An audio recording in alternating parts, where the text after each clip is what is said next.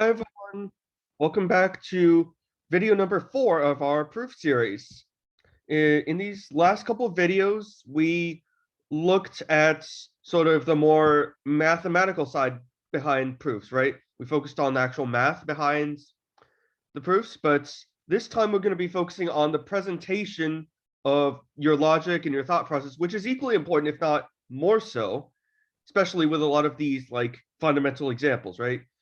So we've gone through some specific examples of proofs, like like the square root 2 is irrational, and there's no smallest positive rational number, and square of an even's even, the square of an odd's odd, that sort of thing, right? But now we kind of have to ask ourselves, how do we approach the art of writing a proof more generally? How can we try and tackle any problem from this like angle of building up an airtight case instead of just leaving it an answer and saying it's good enough?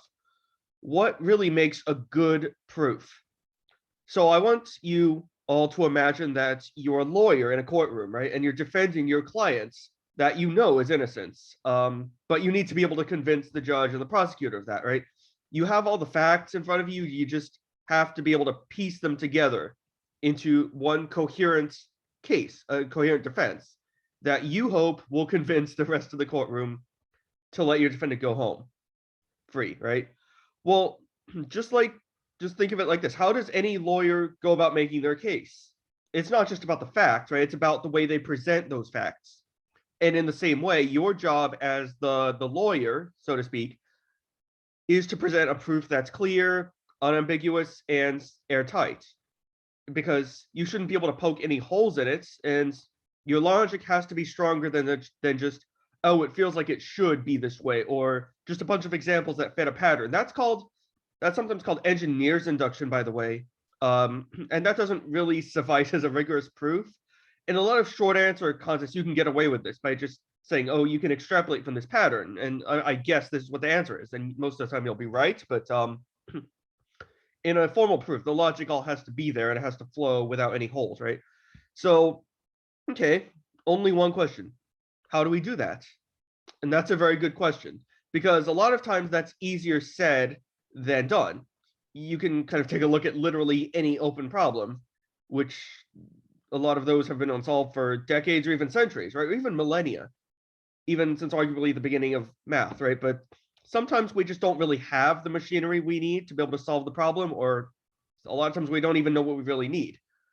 But this video is about those times where we have a known, fully solved problem in front of us, and we're trying to prove it from scratch by ourselves. How do we make our case and prove what we already know to be true? Well, a proof is almost like a series of directions. Every statement in a proof has to follow completely logically from the previous ones. You can't beg the question, the logical fallacy, by assuming something's true to prove it's true, right? You can't bring in any outside assumptions that you can't prove. And in general, it's kind of not considered great practice to rely on later results to prove earlier ones. This means you're kind of like drawing out a roadmap. It's like you're planning a road trip. You're planning out the itinerary, going from point A, which is your premises, to point B, which is going to be your conclusion. Your car can't kind of mysteriously vanish or teleport. So, it's like it's supposed to be like something that someone else can follow. How can someone else who's following your roadmap be expected to make their car do random things that it can't do in real life, right? You've also got to make it clear which sort of directions to actually take, which concrete directions you're supposed to take. Kind of like how when you look something up on maps, you get a clear series of directions, like which streets you're supposed to take, which turns you're supposed to take, and where, how many miles you're supposed to go before you turn, that sort of thing, right? Which highway exits you have to take, point to landmarks and all that sort of thing. So really, writing a proof is a lot like being a navigator. Like you're navigating your reader through the proof. For example, just for an example of like a bad proof, what's exactly wrong with this proof? Is it in the reader not being able to follow where we're going? Well, yes, partially. That is part of the problem, right? We're not exactly making ourselves clear. What is it that we're trying to do? Well, in this case, we're trying to like show that this result is bogus, right? That like,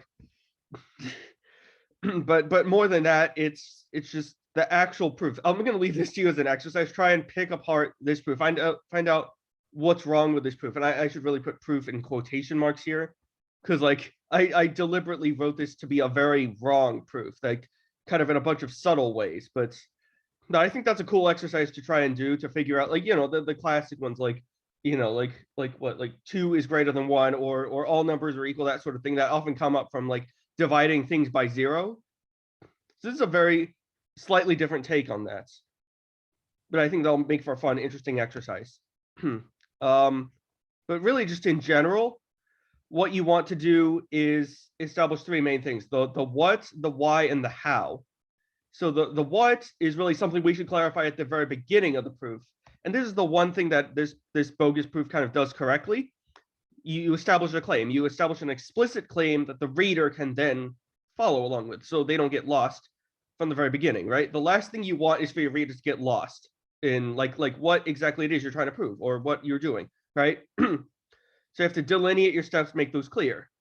And the why should be something that makes sense as they're following along with your proof, but you should always be sure to give some clarifying details, like why you're taking a certain step in that specific place, And the how is what we're going to be addressing next video. But before we wrap up, let's talk about some of the other parts of the proof that usually fit together, right? There's what's called lemmas, which are like sub-results that you have to prove in order to prove the main results. There's corollaries, which are like immediate consequences of the main results, something that just is a special case or follows right away, right? Like, they're not always trivial, but sometimes, sometimes they are, and other times they are completely worth discussing. Sometimes you have smaller results that aren't really the main theorem that you're trying to prove, that are almost like corollaries, but sort of they're kind of branching. It's kind of like along the same lines as the main results.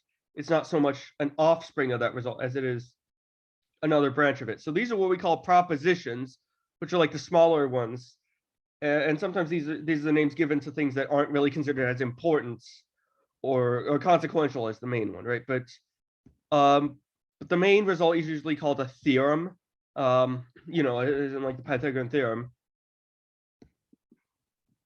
But if you're unsure of how to prove a lemma, for example, don't really sweat it, because sometimes the lemma is the proof.